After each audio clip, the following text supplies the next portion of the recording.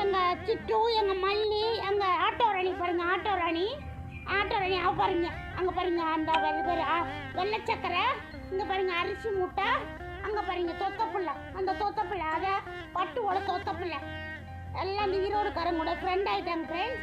எல்லாம் பாருங்க எங்கள் புல்லட்டு, அங்கே பாருங்க எங்கள் வெள்ளச்சி, எங்கள் ஒயிட்டு. இங்கே பாருங்க மகா சேர கடிக்காதடி மகா, ஏண்டி இப்படி பண்ணிட்டு இருக்கிற நீங்க.